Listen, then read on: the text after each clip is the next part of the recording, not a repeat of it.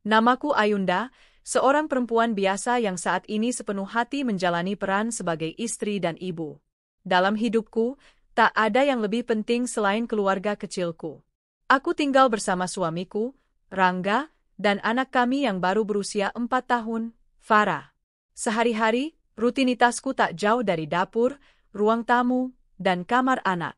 Mulai dari bangun subuh menyiapkan sarapan, membersihkan rumah, mencuci baju, sampai memastikan Farah siap sekolah TK dengan wajah ceria, semua kulakukan sendiri dengan hati yang ikhlas. Aku memang memilih hidup seperti ini. 5 tahun lalu, sebelum menikah, aku adalah pemilik sebuah perusahaan properti yang cukup besar di kotaku. Perusahaanku mengembangkan banyak perumahan elit, mengelola apartemen dan ruko, bahkan mulai merambah ke hotel. Saat itu, hidupku penuh dengan jadwal padat, rapat dengan direksi, kunjungan ke proyek, makan malam bisnis dengan klien penting. Tak terhitung berapa banyak pujian yang kuterima atas kejelianku membaca peluang pasar dan mengembangkan usaha. Banyak yang menyebutku wanita muda paling sukses di kota ini. Hingga pada suatu masa, aku lelah.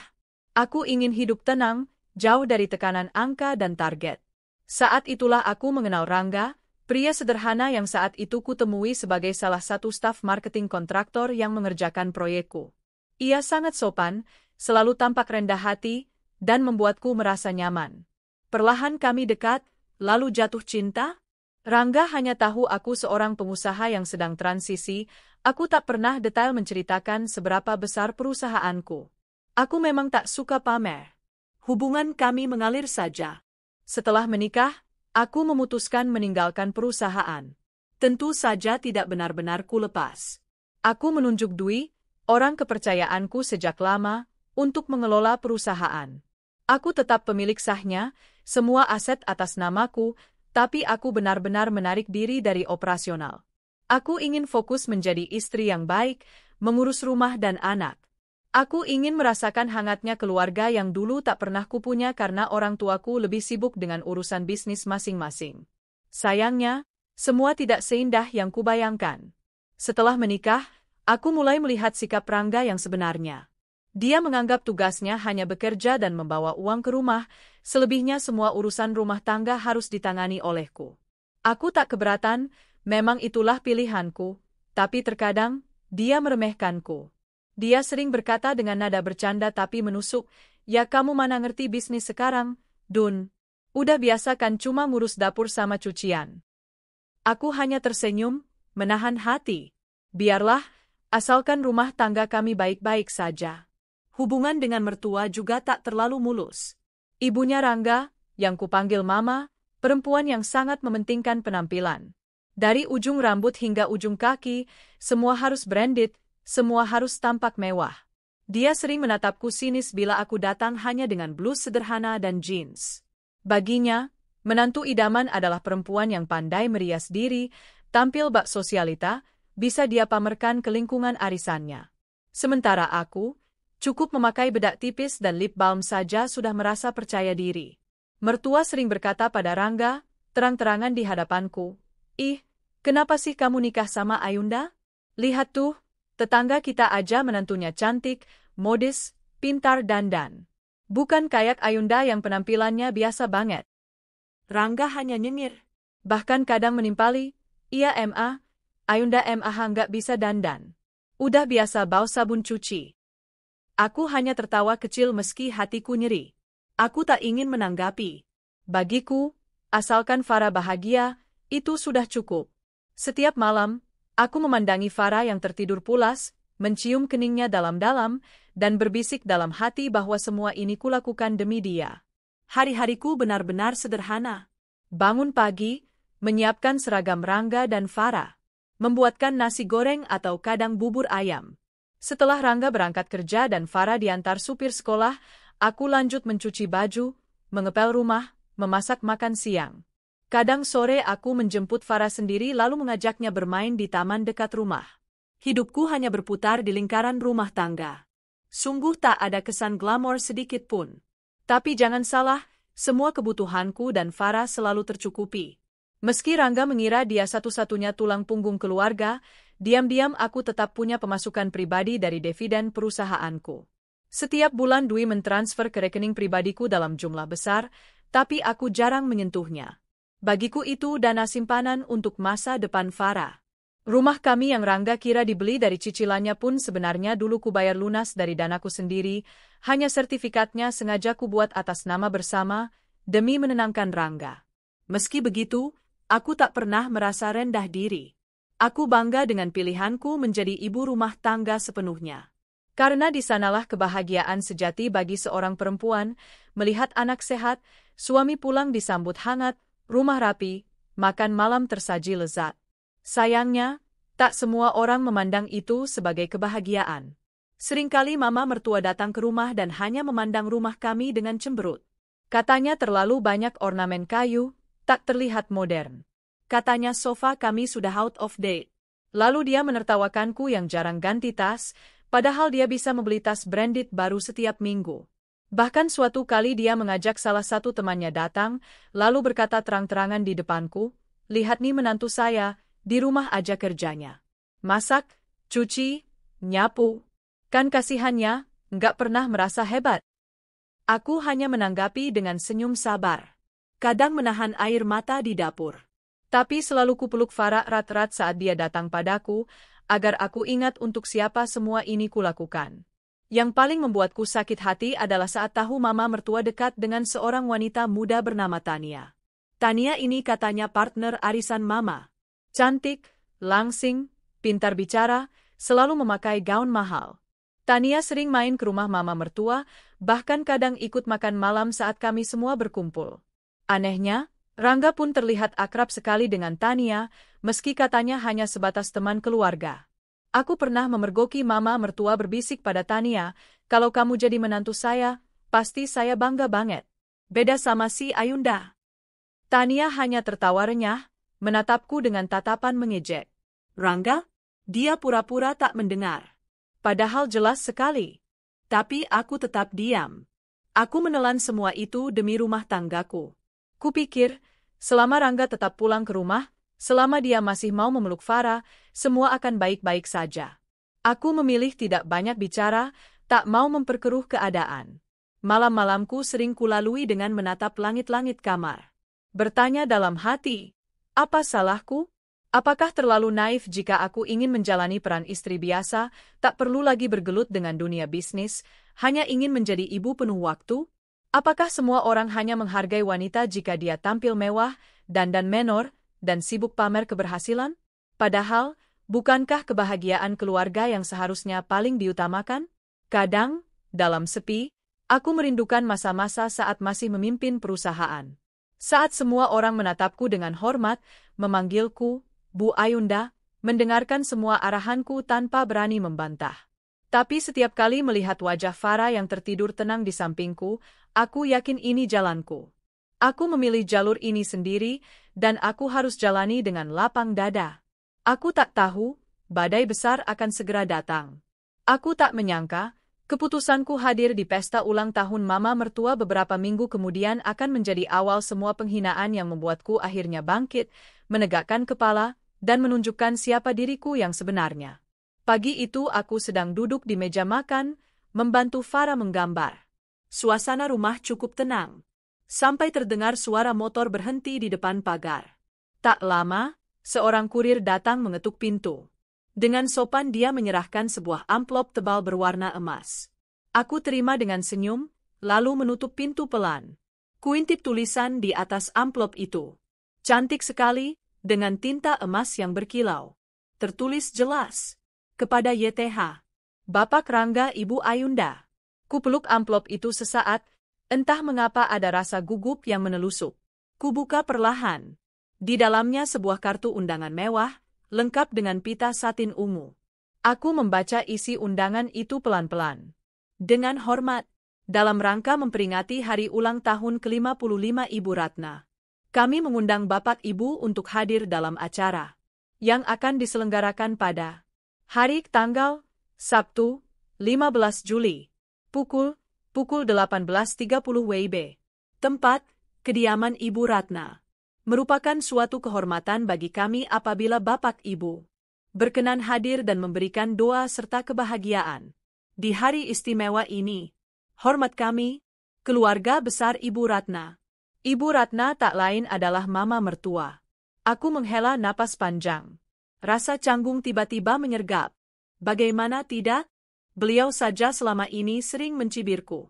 Tapi kuingat Farah.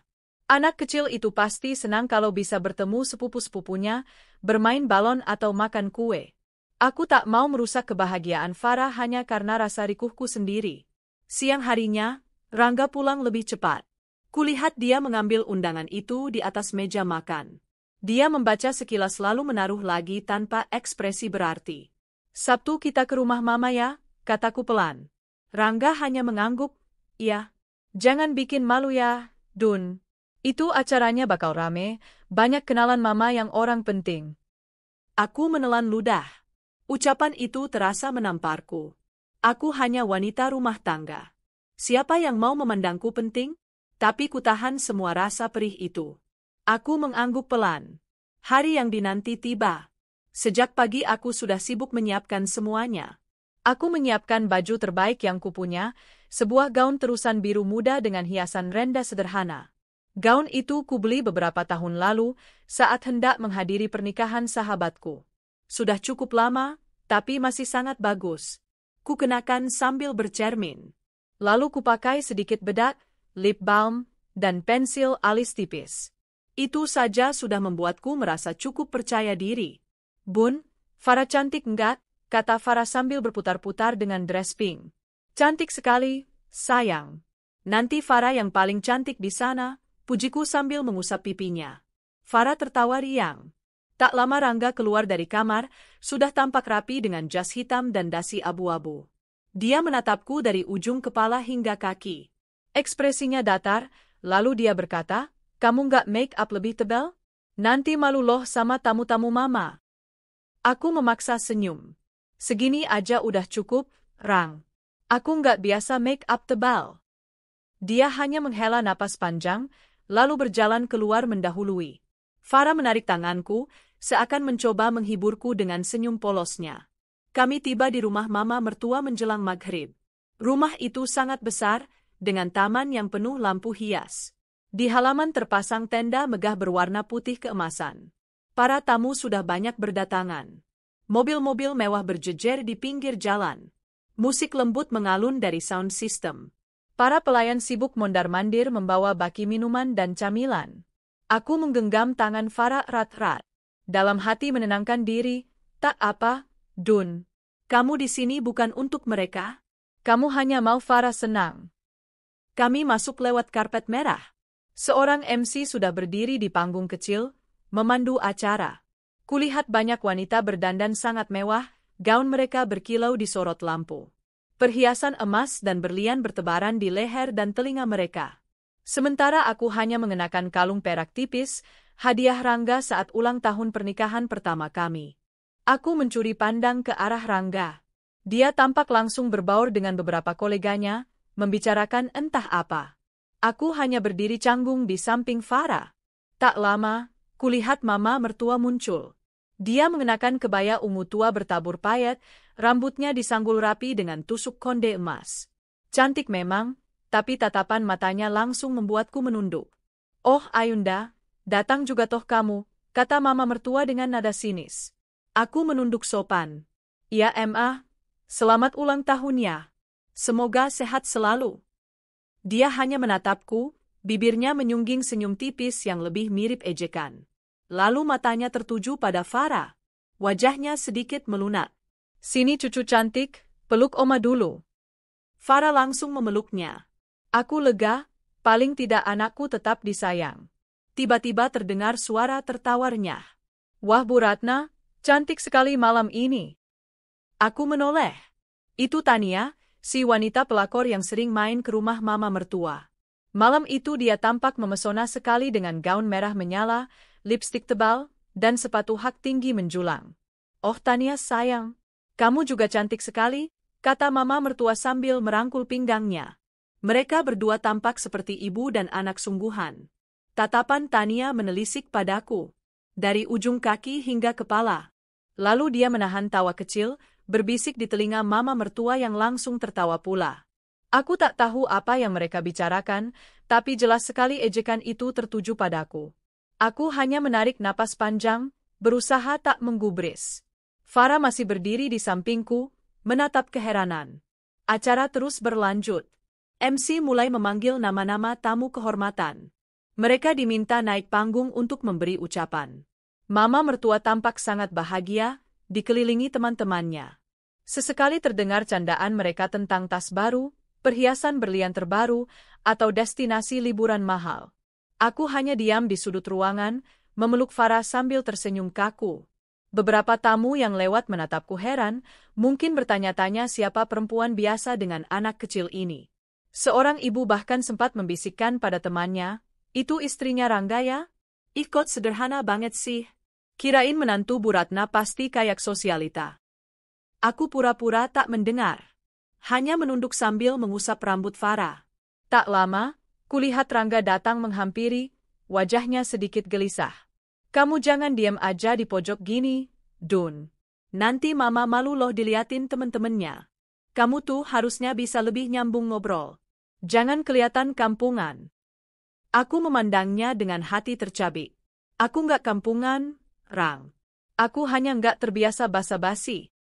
Dia mendengus, "Ya ampun Dun, kalau nggak bisa bersosialisasi gini kan repot. Udahlah, ikut aja sana ke meja mama." Akhirnya aku menurut. Kami berjalan ke arah mama mertua dan Tania yang sedang dikerumuni beberapa tamu penting. Begitu melihatku datang, Tania langsung memandang sinis.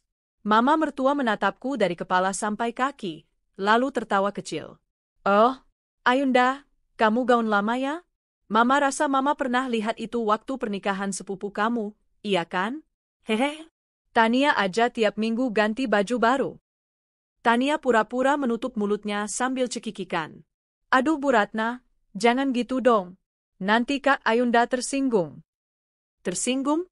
Jelas aku tersinggung, tapi ku tahan semua. Demi Farah. Demi keluargaku." Beberapa tamu ikut tertawa kecil.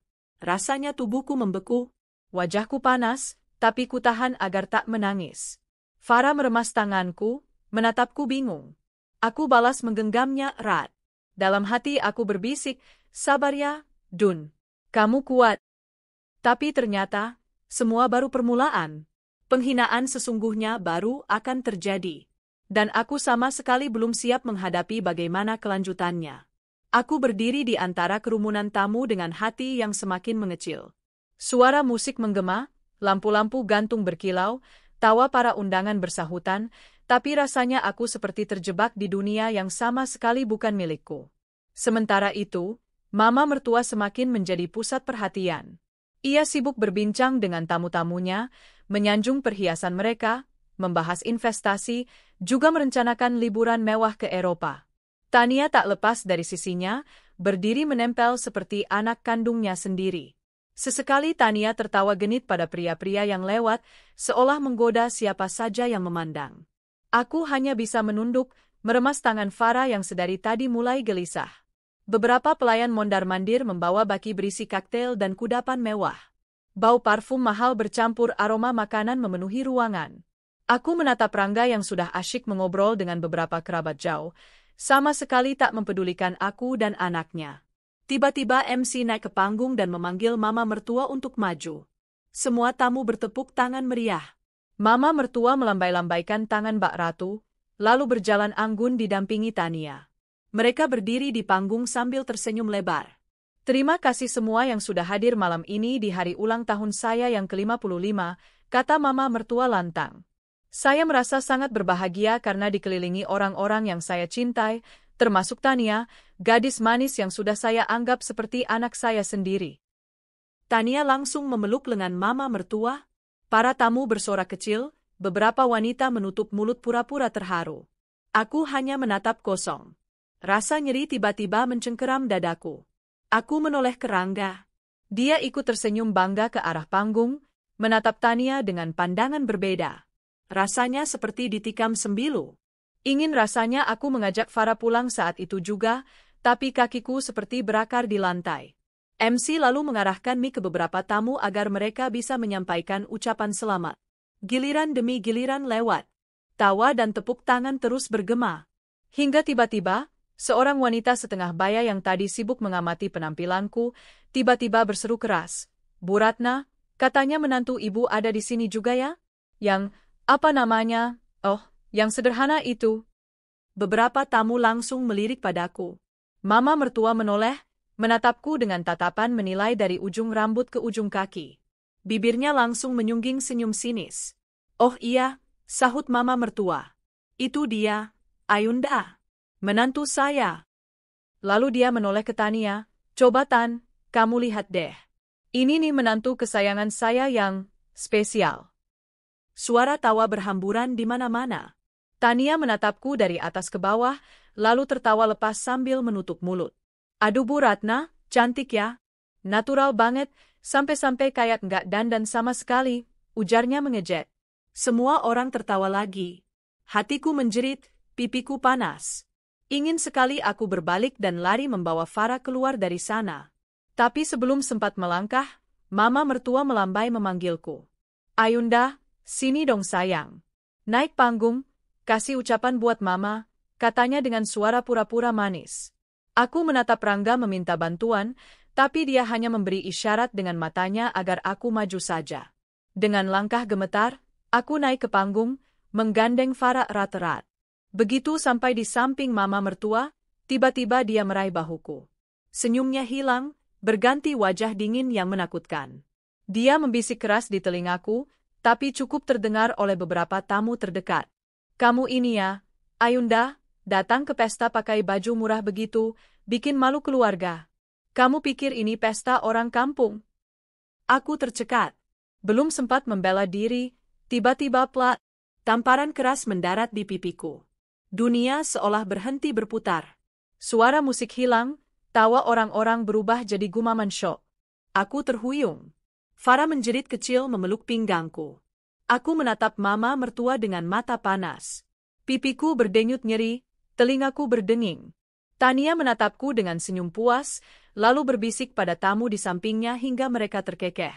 "Dasar perempuan gak tahu diri," hardik mama mertua lantang, kini suaranya menggema lewat mikrofon. "Sudah miskin, kampungan, datang ke pesta besar begini cuma bikin malu keluarga. Harusnya kamu itu ngaca dulu sebelum melangkah ke sini."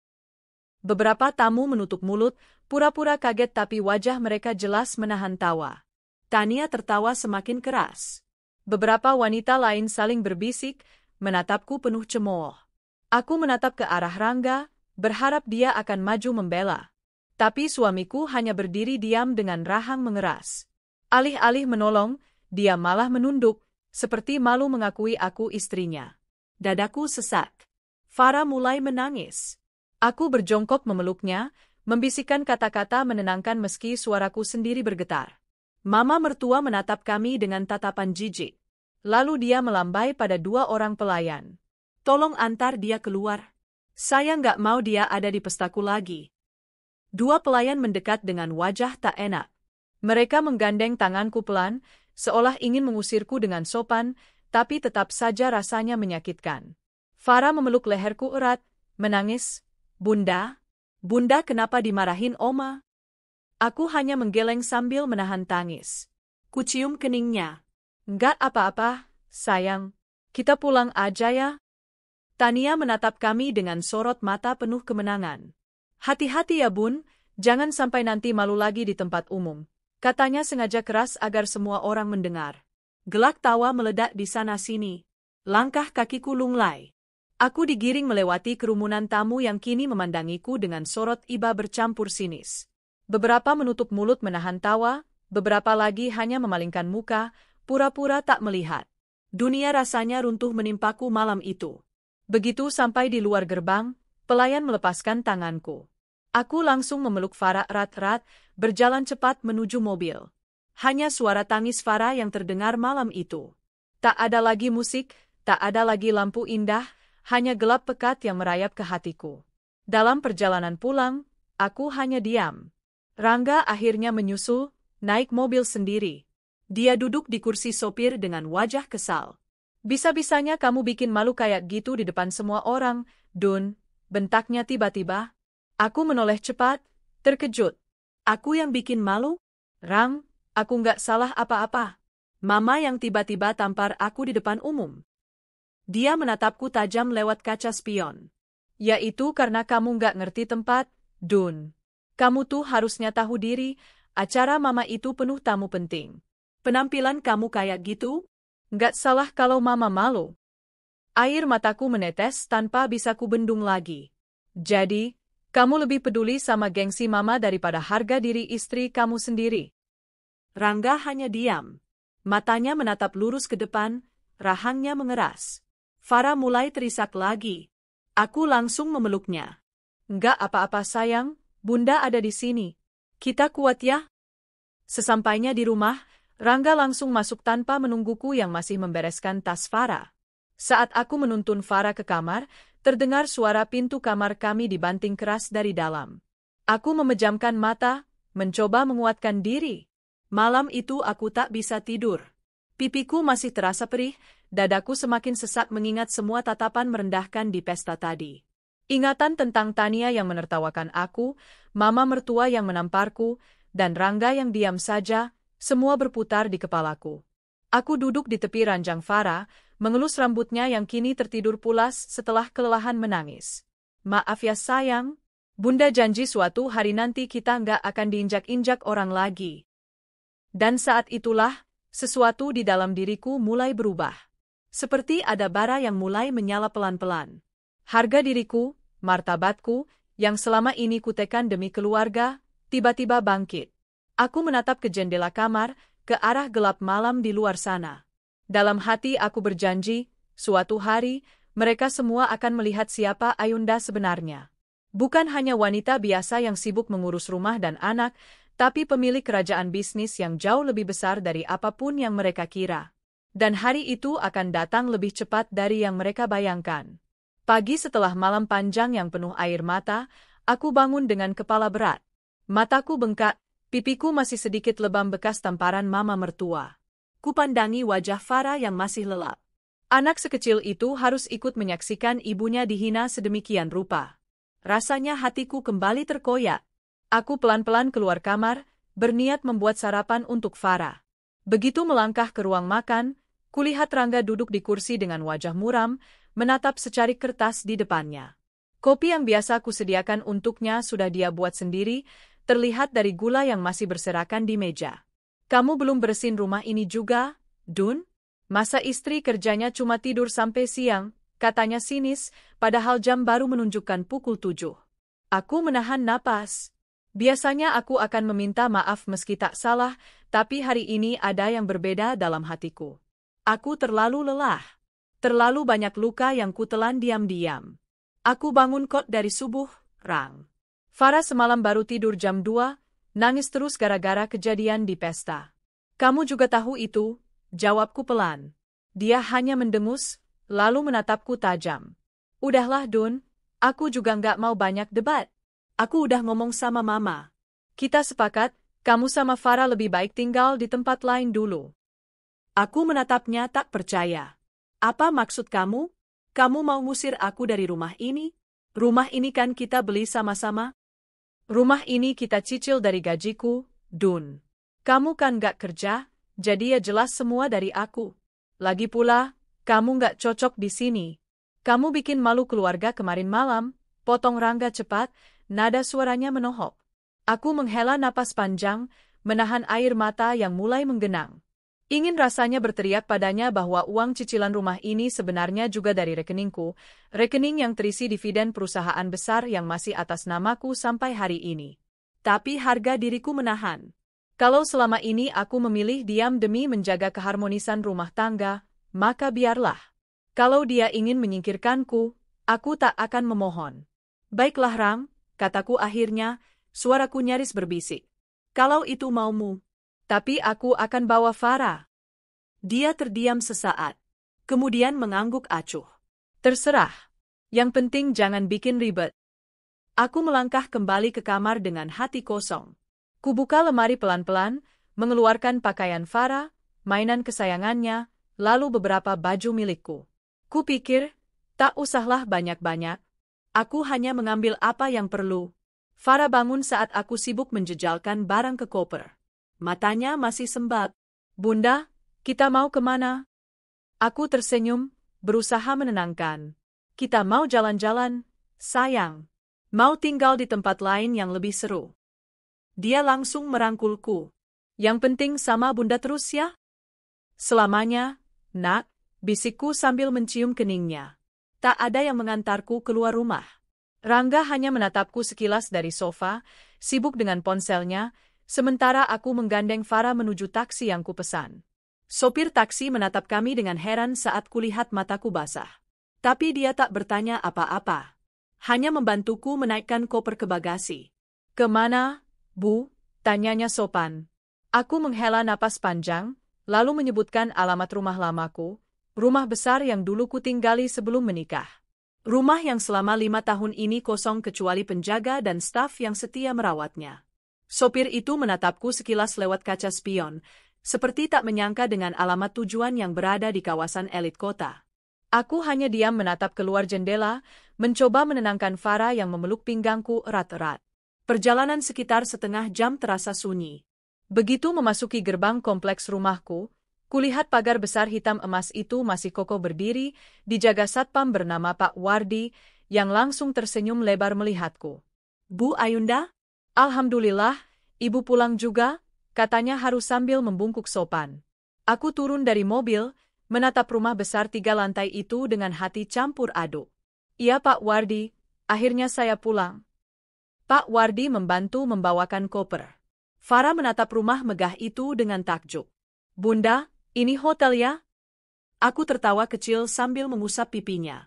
Bukan sayang, ini rumah kita. Begitu masuk, Mbak Narti, pengurus rumah tangga lamaku, langsung menghampiri dengan mata berkaca-kaca. Ibu sehat kan? Saya rindu sekali sama ibu dan Nona Farah. Aku memeluknya erat. Saya juga rindu sekali, Mbak. Rumah itu masih seperti dulu. Bersih, harum, megah dengan chandelier kristal di ruang tamu. Semua sofa tertata rapi, karpet Persia tak berdebu sedikit pun.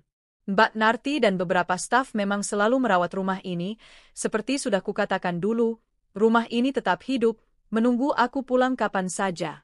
Aku duduk di sofa panjang, memandangi sekeliling. Hati ini rasanya sedikit tenang. Farah sudah berlari-lari kecil mengeksplorasi ruangan, tertawa bahagia. Bunda, rumah kita besar sekali. Ada kolam renangnya juga. Aku tersenyum lega. Setidaknya Farah bisa melupakan luka semalam dengan keriangan barunya. Sore harinya, aku menghubungi Dwi, orang kepercayaanku yang selama ini memimpin perusahaan. Suaranya terdengar sangat gembira saat kudengar. Bu Ayunda. Alhamdulillah, saya baru saja mau menghubungi Ibu. Kebetulan ada beberapa proyek besar yang perlu Ibu putuskan langsung. Saya akan ke rumah besok pagi kalau Ibu tidak keberatan. Besok pagi datangnya, Dwi. Kita mulai lagi, kataku mantap. Setelah menutup telepon, aku berdiri di depan cermin panjang di kamarku. Untuk pertama kalinya sejak lama, kulihat lagi pantulan diriku bukan sebagai istri yang lemah, melainkan sebagai Ayunda yang dulu, wanita kuat yang membangun perusahaan dari nol. Perlahan, senyum tipis terbit di bibirku.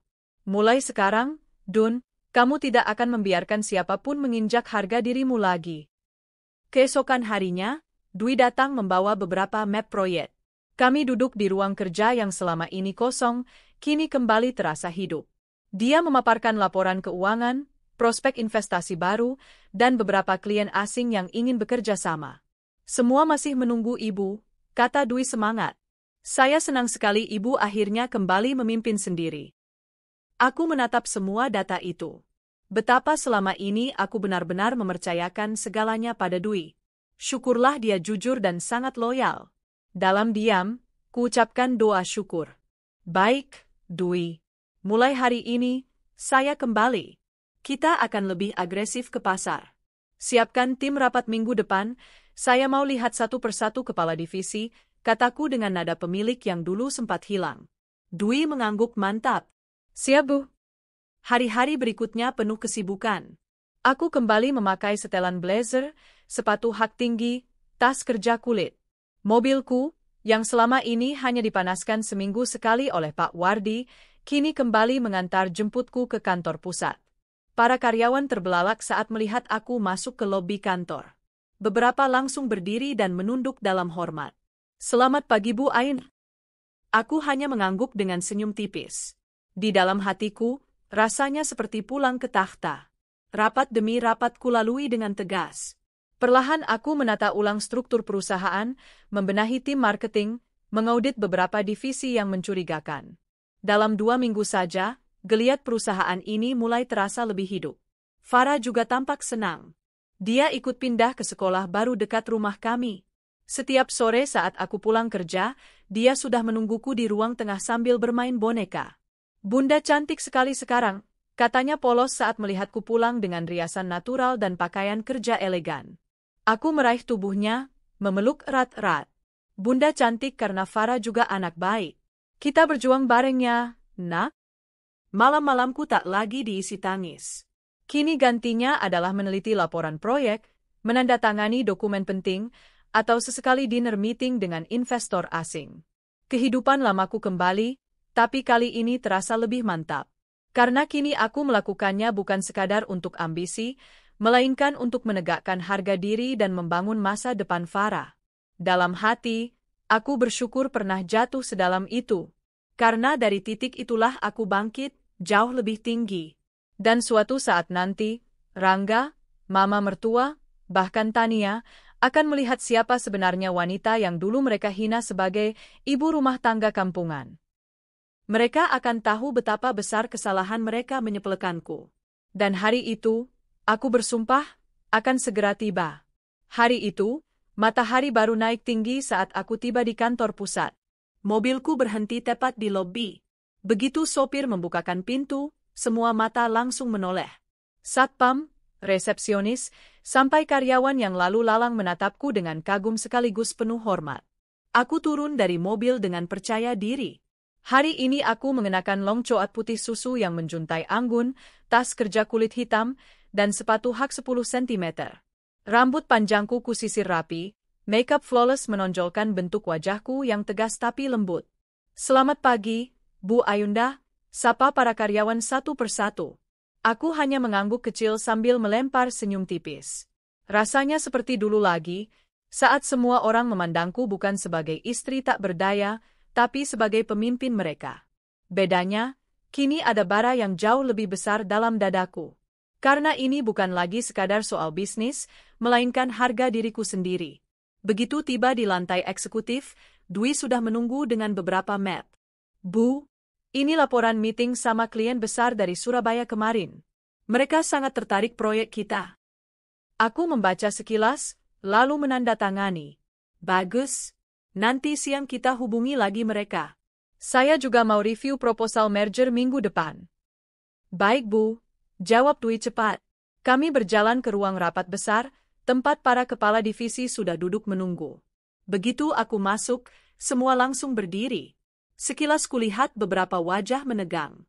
Mereka pasti tahu gaya kepemimpinanku tak bisa main-main. Aku menaruh tas, membuka map, lalu menatap satu persatu. "Mulai sekarang kita akan kerja 2 kali lipat lebih keras. Saya mau laporan mingguan yang lebih detail, terutama cash flow dan potensi fraud. Kalau ada yang coba main belakang, lebih baik mengundurkan diri sebelum saya temukan sendiri." Tak ada yang berani menatap mataku. Mereka langsung mencatat cepat. Jam makan siang, Dwi mengetuk pintu ruanganku. "Bu, maaf ganggu. Ada jadwal presentasi calon vendor baru. Mereka sudah di lobi." "Vendor apa?" "Bagian supplier furnitur dan interior untuk proyek hotel kita yang di Semarang, Bu. Kantor mereka mau kerjasama desain sekaligus produksi." Aku mengangguk. "Baik, suruh mereka naik." Tak lama, pintu terbuka. 3 orang masuk. Yang paling depan seorang pria muda berdasi, membungkuk sopan. Di belakangnya 2 wanita membawa katalog besar. Begitu wanita kedua menegakkan tubuhnya, aku tercekat. Dia mengenakan blazer ungu muda, rambutnya dicat coklat kemerahan, make-up tebal menutupi kulit yang sebenarnya mulai kusam. Matanya membelalak saat bertemu pandang denganku. "Tania." Dia yang dulu menertawakanku di pesta ulang tahun mama mertua, sekarang berdiri di ruang rapatku, membawa map berisi proposal kerjasama. Mukanya langsung pucat pasi. Aku menegakkan badan, menyilangkan kaki dengan anggun. Silakan duduk, kataku pelan tapi dingin. Tania tampak kikuk menarik kursi. Tangannya sedikit gemetar saat membuka katalog. Pria yang bersamanya tampaknya tak sadar ada ketegangan aneh di antara kami. Dia langsung memulai presentasi panjang, menjelaskan konsep interior mewah yang katanya sangat cocok dengan hotel baru kami. Sesekali aku melirik Tania. Wajahnya makin pucat, keringat terlihat menetes di pelipis. Dia berusaha pura-pura tersenyum setiap kami bertatapan, tapi jelas dia sedang sangat gugup. Sampai presentasi selesai, pria itu berkata, "Jadi, Bu, kami berharap Ibu bisa mempertimbangkan vendor kami. Harga kami kompetitif, desain eksklusif. Kami juga sudah bekerja sama dengan beberapa keluarga pejabat di kota." Aku menatapnya lama. Lalu beralih ke Tania, menekankan setiap kata. "Kalian yakin sanggup pegang proyek sebesar ini?" Karena saya tidak mau penanggung jawabnya tidak profesional. Tania menelan ludah, suaranya bergetar. "Esa, saya yang akan handle langsung, Bu. Saya janji akan profesional." Aku mengangguk pelan, lalu berkata tegas. "Sayang sekali. Saya tidak tertarik bekerja sama dengan orang yang dulu pernah mempermalukan saya di depan banyak orang. Terutama jika saya tahu kualitas moralnya seperti apa." Tania terbelalak, mulutnya terbuka, tapi tak ada suara keluar. Pria di sampingnya menatap bingung. Aku menoleh pada Dwi. "Pastikan perusahaan ini tidak diundang tender lagi untuk proyek kita. Dan tolong siapkan vendor cadangan." "Baik, Bu," sahut Dwi mantap. Tania tampak ingin protes, tapi aku langsung berdiri. "Terima kasih sudah datang. Anda boleh keluar." Mereka akhirnya berdiri canggung, menunduk, lalu meninggalkan ruang rapat dalam diam. Begitu pintu tertutup, aku menghela napas panjang. Dada ini terasa lega. Ini baru permulaan. Sorenya, Dwi kembali masuk dengan wajah sedikit tegang. "Bu, barusan ada tamu, Pak Rangga dan Bu Ratna. Mereka ingin bicara langsung dengan Ibu." Aku mengangkat alis, hampir tak percaya. "Suruh tunggu di ruang tamu depan." Aku memperbaiki lipstik, lalu melangkah ke ruang tamu VIP di kantor. Begitu pintu kubuka, kulihat mama mertua duduk dengan wajah angkuh seperti biasa, Rangga berdiri di sampingnya tampak lebih kurus dari terakhir kulihat. Mereka berdua terperangah melihatku melangkah masuk dengan anggun. "Ayunda," Rangga menatapku dari kepala sampai kaki, matanya berkedip beberapa kali. Seolah baru sadar siapa sebenarnya wanita yang selama ini ia remehkan. Mama mertua tampak lebih shock. Dia menatap logo besar perusahaanku yang terpasang di dinding kaca belakang kursi direktur. "Jadi, perusahaan ini punya kamu?" Suaranya tercekat. Aku duduk perlahan, menyilangkan kaki. "Sejak awal, Ma, saya pemilik sekaligus pendiri. Hanya saja, selama ini saya memilih fokus mengurus keluarga." Mama mertua terdiam. Tangannya meremas tas mahalnya erat-erat. Rangga hanya menatapku dengan wajah sulit dibaca. Aku melanjutkan, nada suaraku kini sangat tenang tapi dingin. "Ada urusan apa kalian kesini?" Rangga menarik napas, lalu mendekat. "Don, aku nggak tahu kalau kamu ternyata selama ini pemilik perusahaan sebesar ini. Kamu hebat banget." Dia menelan ludah, lalu berkata pelan. "Aku salah, Don. Aku nyesel udah ngusir kamu dari rumah. Kamu mau nggak balik lagi sama aku? Kita mulai dari awal." Aku tertawa kecil, miris. "Balik sama kamu? Setelah kamu lempar aku dan anak kita begitu saja? Setelah kamu biarin ibumu tampar aku di depan umum, lalu mengusirku? Tidak, Rangga. Aku sudah selesai sama kamu." Rangga menunduk, mukanya memucat. Mama mertua tampak tak terima. "Kamu ini gimana sih, Don? Masa sama suami sendiri aja nggak mau memaafkan? Udah salah satu sama lain juga kan? Kamu harusnya sadar, sebagai istri wajib nurut sama suami." Aku menatap tajam ke arahnya. "Ma, dulu saya diam karena saya menghargai keluarga. Tapi setelah apa yang Mama lakukan, menampar saya di depan semua orang, mengusir saya, menertawakan saya, rasanya saya tak punya alasan lagi untuk patuh. Dan satu lagi, Ma, sekarang Mama, Rangga, maupun Tania, tak punya kuasa lagi meremehkan saya. Karena sayalah yang memegang kendali banyak hal di kota ini. Termasuk tempat kerja Tania. Wajah Mama mertua seketika pucat. Tania kerja di perusahaan ini. Aku menatapnya tajam. Bukan hanya kerja, tadi dia mencoba menawarkan proyek ke saya. Dan sudah saya tolak. Dia tak akan dapat pekerjaan sepeser pun dari grup saya. Mama mertua menelan ludah, mukanya merah padam. Rangga mencoba meraih tanganku. Dun, kumohon, kita punya anak. Kasihan Farah. Aku menarik tanganku cepat. Justru karena Farah, aku tak mau kembali hidup dalam lingkungan penuh racun. Aku mau anakku tumbuh dengan harga diri. Tidak melihat ibunya diinjak-injak oleh siapapun. Mereka akhirnya pergi dengan wajah muram. Begitu pintu tertutup, aku berdiri di depan jendela besar ruang kerjaku. Menatap langit senja di luar sana.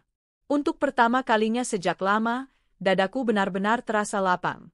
Dalam hati aku bersyukur pada diriku sendiri, karena tak membiarkan diri terus diinjak. Aku kini berdiri di atas kakiku sendiri, memegang seluruh kuasa atas hidupku. Tak ada lagi yang bisa meremehkanku. Bahkan orang-orang yang dulu paling gemar merendahkanku kini tak punya tempat sedikit pun dalam lingkaranku. Dan malam itu, saat pulang ke rumah, Farah berlari menyambutku dengan senyum paling tulus di dunia. Dia memeluk pinggangku erat-erat. Bunda hebat banget. Bunda kayak putri raja, katanya polos. Aku menunduk mencium pipinya. Bunda mungkin bukan putri raja, Nak. Tapi Bunda janji akan jadi perempuan paling kuat untukmu. Hidupku kini berjalan dengan ritme yang berbeda. Setiap pagi aku bangun di kamar besar berbalut marmer putih, dengan balkon menghadap taman luas. Farah akan berlari kecil ke kamarku, naik ranjang lalu memelukku, membawa tawa dan semangat di pagi hari. Aku akan menemaninya sarapan, mengantar ke sekolah, lalu melaju ke kantor dengan mobil hitam panjang yang dikawal sopir dan satu mobil pengawal di belakang.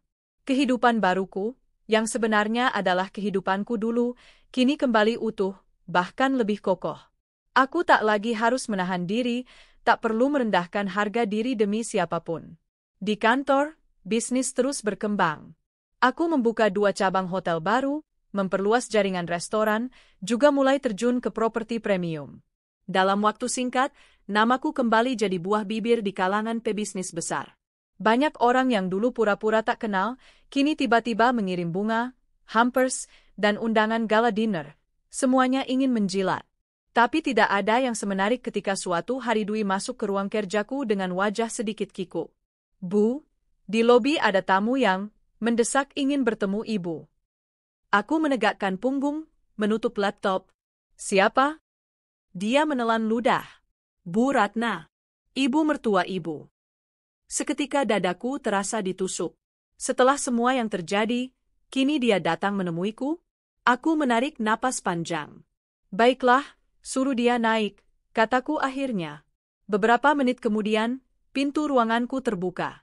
Mama mertua masuk dengan penampilan mewahnya seperti biasa, tas branded, kalung mutiara besar, tapi wajahnya tampak jauh lebih tua dari terakhir kali kulihat. Ada kerutan stres yang tak bisa ditutupi bedak tebalnya. Ayunda, sapanya hati-hati. Aku menatapnya dingin. Silakan duduk. Ada perlu apa? Dia duduk perlahan, merapikan rok, tampak sangat gugup. Aku mau minta maaf, Nak. Atas semua yang terjadi dulu. Mama terlalu keras padamu. Mama, salah. Aku diam saja, membiarkannya terus berbicara. Suaranya mulai bergetar. Perusahaan keluarga Mama lagi goyang. Hotel yang di Bandung terancam tutup. Kami butuh investor baru. Dan Mama pikir, ya mungkin kamu bisa bantu. Lagi pula kita ini keluarga. Aku menahan tawa sinis yang hampir keluar. Betapa cepatnya orang yang dulu menamparku, mengusirku, kini datang memohon padaku dengan mengandalkan kata, keluarga. Sayang sekali, Ma, ujarku dengan nada setenang mungkin, saya tidak tertarik menanamkan modal di bisnis yang manajemennya buruk. Ini murni pertimbangan profesional. Dan Ma, lain kali jangan gunakan kata keluarga, untuk menjebak perasaan saya. Setelah semua penghinaan Mama dulu, kata itu sudah kehilangan makna. Mama mertua menatapku dengan mata berkaca-kaca. Tangannya meremas tasnya erat-erat. Tapi Ayunda, Mama kan neneknya Farah. Aku menatapnya tajam. Dan Farah akan tetap punya hubungan darah dengan Mama. Tapi urusan bisnis, harga diri, dan luka yang Mama buat dulu, tidak akan selesai hanya dengan mengaku keluarga. Dia akhirnya tertunduk. Bahunya terguncang pelan, entah menangis atau hanya pura-pura. Tak lama dia berdiri, pamit dengan wajah muram. Saat pintu tertutup, aku menarik napas lega. Tak ada beban sedikit pun di hatiku. Bahkan rasanya seperti menegaskan pada diri sendiri, aku tak lagi terjebak untuk mengalah hanya karena label keluarga. Tak hanya Mama mertua. Beberapa minggu kemudian, giliran Rangga yang datang. Dwi mengabarkan padaku dengan nada ragu. Bu, Pak Rangga ada di lobi. Dia kelihatan memelas. Aku sempat ingin menolaknya, tapi lalu kuputuskan untuk menemuinya. Dalam hati, aku ingin Rangga juga melihat betapa jauh kami kini telah berbeda. Rangga masuk dengan jas lusuh, wajahnya tampak sangat stres. Berat badannya turun, matanya cekung. Aku hanya duduk tenang menunggunya bicara. Ayunda, katanya pelan. Aku mohon, kita coba lagi ya. Aku kangen kamu. Aku kangen Farah. Aku menatap matanya lekat-lekat. Dahulu, tatapan itu pernah membuatku jatuh cinta, membayangkan keluarga bahagia bersamanya. Tapi kini yang kulihat hanya pria rapuh yang menyesal karena keadaan memaksanya, bukan karena cinta sejati. Aku tidak bisa, Rangga, kataku pelan tapi mantap. Kamu pernah bilang aku bikin malu keluarga. Kamu biarkan ibumu menamparku, mengusirku dengan anak kita. Sekarang setelah kamu lihat siapa aku sebenarnya, kamu mau kembali? Maaf, tapi aku bukan wanita yang bisa diambil seenaknya lalu dibuang kalau sudah bosan. Dun, aku salah, aku janji akan berubah, suaranya gemetar. Dia bahkan menitikkan air mata. Aku menggeleng pelan. Terlambat Rangga. Hidupku sudah tenang tanpa kamu. Dan aku mau Farah tumbuh melihat ibunya kuat, bukan terus-menerus memaafkan pria yang tak menghargainya. Dia menutup wajah dengan kedua tangan, tubuhnya sedikit berguncang. Tapi aku tidak tersentuh. Luka yang dulu dia buat terlalu dalam, terlalu pedih. Puncaknya terjadi ketika HRD perusahaan datang padaku dengan laporan. Ternyata, salah satu divisi marketing kami baru saja menerima karyawan baru, dan orang itu adalah Tania. Ia diterima melalui jalur rekomendasi salah satu manajer lama yang tak tahu-menahu soal masa lalu kami. Dia sedang masa probation Bu, minggu depan baru final kontrak, kata HRD. Aku menahan senyum. Bagus, panggil dia sekarang ke ruang meeting lantai 2. Saya mau bicara langsung. Beberapa menit kemudian, pintu ruang meeting terbuka. Tania masuk dengan wajah sumringah, tampak tidak tahu sama sekali kalau akan bertemu denganku. Begitu melihatku duduk di kursi utama, wajahnya langsung pucat pasi. Silakan duduk, Tania, kataku lembut, malah terlalu lembut sehingga terdengar mengerikan. Dia duduk dengan gelisah. Jemarinya meremas ujung rod. Apa kamu ingat waktu terakhir kita bertemu di pesta ulang tahun Mama mertua saya? Tanyaku dengan senyum tipis. Tania menunduk, menahan napas. Saya minta maaf Bu Ayunda. Saya dulu Wilaf. Aku mengangguk, membuka map di depanku. Saya sudah pelajari CV kamu. Kualifikasi kamu biasa saja. Kita sebenarnya hanya akan pertahankan orang-orang dengan performa luar biasa. Dan setelah mempertimbangkan track record moral kamu, saya memutuskan tidak akan melanjutkan kontrakmu. Dia langsung menatapku dengan mata berkaca-kaca. Bu Ayunda, tolong, saya butuh pekerjaan ini. Saya benar-benar butuh. Orang tua saya sakit, cicilan rumah juga banyak. Aku menatapnya datar. Kamu pernah menertawakan saya saat saya ditampar di depan semua orang. Kamu bilang saya kampungan, tak pantas di acara mewah. Sekarang lihat, kamu datang ke kantor saya untuk memohon pekerjaan. Dunia berputar, Tania. Dia mulai terisak, menangkup tanganku. Bu Ayunda, saya sungguh menyesal, tolong beri saya kesempatan. Aku perlahan menarik tanganku, lalu menutup map. Kesempatan sudah lewat saat kamu menertawakan perempuan lain hanya karena dia tidak berdandan seperti kamu. Kamu boleh pergi sekarang. Tania akhirnya bangkit dengan langkah gontai. Dia menangis terisak sepanjang koridor keluar ruangan. Aku memejamkan mata sejenak, mengatur napas. Bukan rasa puas yang kurasakan, hanya kelegaan karena akhirnya keadilan datang dengan caranya sendiri. Hari-hariku terus berjalan dengan damai. Farah makin ceria, makin pintar membaca dan menari balet di ruang musik kami. Setiap malam dia akan memelukku sebelum tidur, mengatakan betapa dia mencintaiku. Sementara itu, Rangga beberapa kali masih mencoba menghubungi lewat pesan, menanyakan kabar Farah, memohon kesempatan kedua. Tapi aku tak pernah membalas. Aku tak ingin mengulang luka lama. Aku hanya memastikan Farah tetap bisa bertemu ayahnya dalam batas wajar, supaya ia tak kehilangan kasih sayang orang tuanya.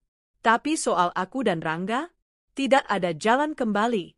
Mama mertua pun beberapa kali mengirim hamper, bunga, bahkan datang ke rumahku lagi, tapi aku selalu menolak bertemu. Untukku, harga diri seorang perempuan jauh lebih penting dari sekadar maaf basa-basi. Pada akhirnya, aku berdiri di balkon kamarku suatu sore, memandangi langit jingga bersama Farah yang duduk di pangkuanku. Dia menatapku dengan mata polos penuh cahaya. Bunda, kenapa Bunda nggak sedih ditinggal ayah? Tanyanya pelan. Aku mengusap pipinya lembut. Karena Bunda punya kamu, sayang. Dan Bunda sudah cukup kuat untuk bahagia tanpa harus selalu ditemani orang yang tidak menghargai Bunda. Dia tersenyum, memelukku erat. Kalau gitu Farah janji nggak akan ninggalin Bunda. Aku menitikkan air mata haru, memeluknya semakin erat. Kamu anugerah terindah Bunda, nak. Kita akan sama-sama terus, sampai kapanpun. Dan saat itu, aku tahu hidupku akhirnya benar-benar sempurna. Bukan karena harta, bukan karena gengsi, tapi karena aku telah kembali menemukan diriku sendiri, wanita yang berharga, berkelas, yang tak akan pernah lagi membiarkan siapapun menginjak martabatnya. Beberapa tahun berlalu begitu cepat. Kehidupan yang dulu terasa begitu menyakitkan kini sudah seperti kabut tipis yang lenyap tertiup angin pagi. Semakin lama, aku semakin berdamai dengan luka masa lalu, bukan karena melupakannya, tapi karena memilih tak lagi membiarkannya mempengaruhi kebahagiaanku. Farah kini sudah tumbuh menjadi gadis kecil yang cantik, sopan, juga pintar. Rambutnya panjang seperti milikku, matanya penuh rasa ingin tahu yang cerdas. Dia adalah alasan terbesarku untuk terus tersenyum, terus bekerja keras, dan terus menjaga harga diri. Setiap pagi dia akan mengetuk pintu kamar kerjaku, membawakan secangkir teh hangat. Bunda belum sarapannya? Tanyanya manja. Aku akan tersenyum, mengusap pipinya. Nanti sama-sama ya. Bunda selesaikan tanda tangan ini dulu. Dan dia akan duduk diam menungguku, menggambar atau membaca buku. Betapa berbeda kehidupanku sekarang. Tak ada lagi teriakan yang merendahkan, tak ada tatapan sinis. Rumah megah ini penuh tawa riang Farah, penuh aroma bunga segar yang setiap hari dikirim oleh floris langgananku. Sementara itu, perusahaanku berkembang semakin besar. Kini kami merambah hingga ke bisnis jaringan rumah sakit dan sekolah internasional. Banyak investor asing berebut menjalin kerjasama. Setiap kali aku menghadiri gala dinner atau forum bisnis, aku selalu diperlakukan bak tamu kehormatan. Nama Ayunda tak hanya harum sebagai pemilik kerajaan bisnis raksasa, tapi juga sebagai inspirasi para perempuan muda. Banyak komunitas perempuan yang mengundangku menjadi pembicara. Aku tak pernah menyombongkan diri saat berbicara di atas panggung, aku hanya bercerita jujur, tentang betapa sakitnya dihina, betapa kelamnya saat orang-orang yang kau cintai justru menusukmu, dan bagaimana aku bangkit bukan untuk membalas dendam, tapi untuk menegakkan siapa diriku sebenarnya. Di setiap akhir pidato, aku akan menegaskan satu hal, tak ada perempuan yang pantas diinjak martabatnya. Jadilah perempuan elegan, bukan hanya dari penampilan, tapi dari keberanian mempertahankan harga diri. Suatu sore, saat aku dan Farah baru pulang dari meninjau pembangunan sekolah internasional milikku yang ketiga, Mbak Narti mendatangiku dengan raut wajah tak enak. Bu, barusan Pak Rangga datang ke gerbang. Sama Bu Ratna. Mereka mau ketemu Ibu. Aku menghela napas panjang. Rasanya aku tak lagi punya dendam. Tapi aku juga tak punya keinginan sedikit pun untuk memberi mereka tempat spesial dalam hidupku. Bilang saja saya tidak bisa menerima tamu. Kalau mau ketemu Farah, bisa dijadwalkan khusus, tapi tidak untuk urusan pribadi lain. Mbak Narti mengangguk. Tak lama kemudian, dia kembali melapor bahwa mereka sudah pergi dengan wajah muram. Aku hanya tersenyum tipis. Dulu, mungkin aku akan merasa bersalah atau iba, tapi tidak lagi sekarang.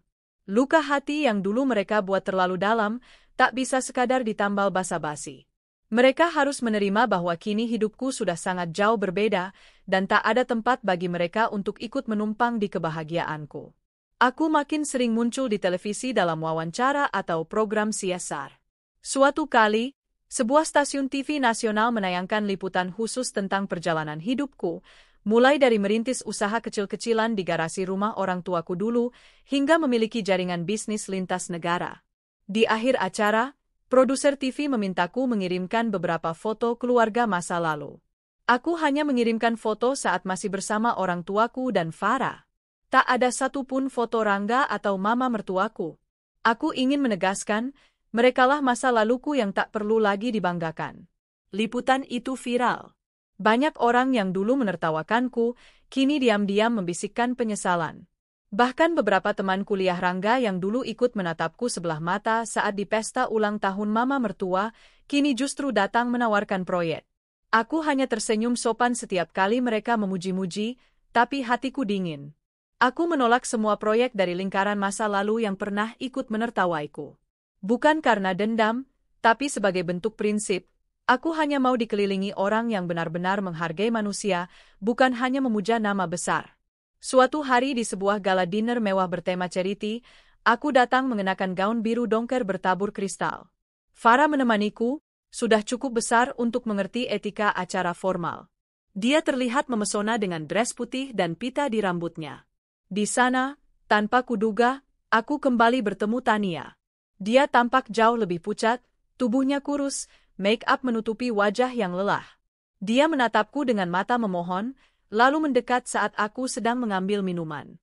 Bu Ayunda, suaranya bergetar. Saya hanya ingin minta maaf lagi. Saya sungguh menyesal.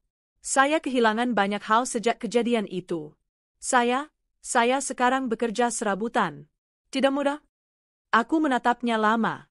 Dalam hatiku muncul sebersit iba, tapi tak ada lagi rasa dendam. Luka yang dulu dia torehkan sudah sembuh, tapi bukan berarti dia berhak dekat denganku lagi. Semoga hidup kamu ke depan lebih baik, Tania. Belajarlah memperlakukan orang lain dengan hormat sebelum semuanya terlambat, ucapku singkat, lalu menggandeng Farah pergi tanpa menoleh lagi. Farah menatapku penasaran. Itu siapa, Bunda? Orang yang mengajarkan Bunda supaya lebih kuat, jawabku sambil tersenyum. Semakin hari, hidupku terasa semakin indah. Aku punya waktu cukup untuk menghadiri pertunjukan balet Farah, menemaninya berenang di kolam rumah, bahkan sesekali kami pergi liburan ke luar negeri hanya berdua. Aku benar-benar menjalani peran sebagai ibu sekaligus pemimpin perusahaan dengan hati yang penuh. Tak ada lagi konflik batin tentang harus memilih antara karir atau keluarga, karena kini aku tahu caranya menjaga keduanya, tanpa mengorbankan harga diriku. Dan Rangga? Kabarnya bisnis kecilnya bangkrut. Dia sempat bekerja sebagai konsultan di perusahaan temannya, tapi performanya tidak menonjol. Aku tak lagi mengikuti detail hidupnya. Yang kutahu hanya satu. Sejak perpisahan kami, dia tak pernah benar-benar berdiri kokoh. Mungkin karena dulu terlalu terbiasa menggantungkan harga diri pada gengsi dan materi yang sebenarnya tak pernah ia bangun sendiri. Mama mertuaku pun semakin tua dan sering sakit-sakitan. Kadang Farah kubiarkan tetap mengunjunginya dengan sopir dan Mbak Narti, karena bagaimanapun dia tetap nenek Farah. Tapi aku sendiri tak pernah lagi hadir dalam lingkaran keluarga itu. Luka terlalu dalam untuk dijahit hanya dengan waktu. Suatu malam, aku duduk di balkon kamarku, menatap bintang. Farah duduk di pangkuanku, bersandar nyaman. Bunda, nanti kalau Farah sudah besar, Farah mau jadi kayak Bunda. Punya perusahaan banyak, terus tetap cantik, katanya polos. Aku tertawa pelan, mencium ubun-ubunnya. Yang paling penting, Nak, kamu tetap punya hati yang baik. Bunda tidak mau kamu kuat hanya untuk menaklukkan orang lain. Bunda mau kamu kuat supaya tidak bisa diremehkan siapapun. Dan supaya kamu bisa bantu orang lain juga. Dia mengangguk. Iya, Bunda. Aku menatap langit. Dalam hati aku berbisik pada Tuhan. Betapa perjalanan panjang ini akhirnya membawaku ke titik damai yang tak pernah kubayangkan dulu saat menangis di sudut kamar setelah ditampar dan diusir. Dulu aku mengira dunia akan runtuh. Ternyata, Tuhan hanya sedang memaksaku untuk bangkit lebih tinggi. Kini aku punya semua, kehormatan, keberhasilan, dan yang terpenting, cinta tanpa syarat dari anakku. Tak ada lagi yang bisa menginjakku, tak ada lagi yang bisa menertawakanku seperti dulu. Aku memenangkan semuanya, tapi bukan dengan membalas hinaan dengan hinaan, melainkan dengan elegansi yang membungkam mereka lebih dari 1.000.000 kata. Dan pada akhirnya, begitulah cara paling anggun untuk menang.